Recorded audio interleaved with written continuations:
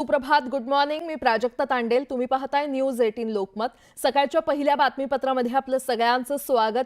सुरुवातीलाच एक मोठी बातमी आहे. निवडणूक आयोगाची आज दुपारी 3 वाजता दिल्लीमध्ये पत्रकार परिषद पार पडणार आहे. राहुल गांधींच्या मत चोरीच्या आरोपावर आयोग उत्तर देण्याची शक्यता आहे. आगामी निवडणुकांबाबत घोषणा होण्याची देखील शक्यता आहे. आज दुपारी 3 वाजता निवडणूक आयोग दिल्लीमध्ये पत्रकार परिषद घेणार आहे. राहुल गांधी यांनी जो आरोप केलेला आहे, मत चोरीचा आरोप, त्यावर निवडणूक आयोग आता काय उत्तर देतं हे पाहणं महत्त्वाचं ठरणार आहे. आगामी निवडणुकांबाबत देखील आज घोषणा होण्याची शक्यता आहे.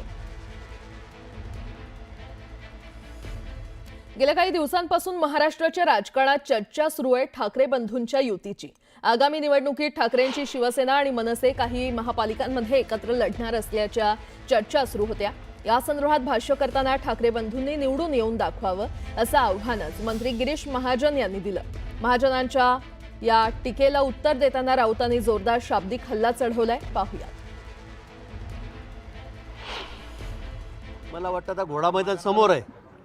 उगाच काहीतरी वल्गना करून काही उपयोग नाही आहे. ज्यांना एकत्र व्हायचं त्यांनी एकत्र व्हावं.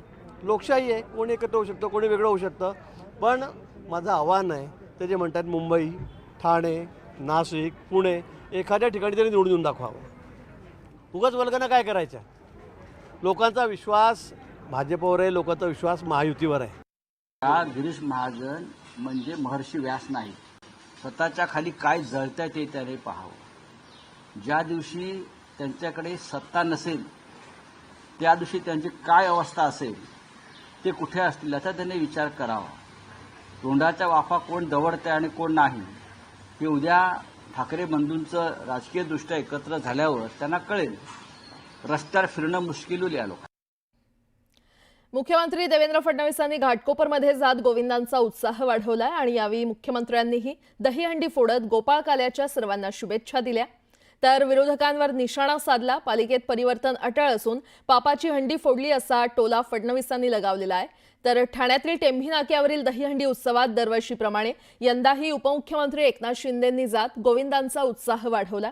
यावेळी शिंदेंनी गोविंदांसोबत सेल्फी काढला. तर आगामी निवडणुकीत महायुतीच विजयाची हंडी फोडणार असा विश्वास शिंदेंनी व्यक्त केलाय.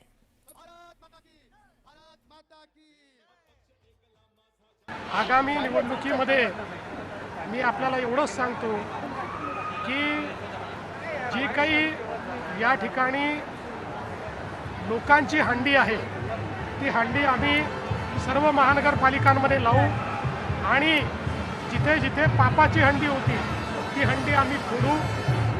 हंडीतलं सगळं जे लोणी आहे ते जनसामान्यांपर्यंत घेऊन जाऊ. मी मुख्यमंत्री होतो, आमची टीम देवेंद्रजी आणि नंतर अजितदादा या टीमने महायुतीमध्ये जे काम केलं त्यामुळे महायुतीनेच हंडी विधानसभेची फोडली. आता देखील दुसरी इनिंग सुरू झालेली आहे.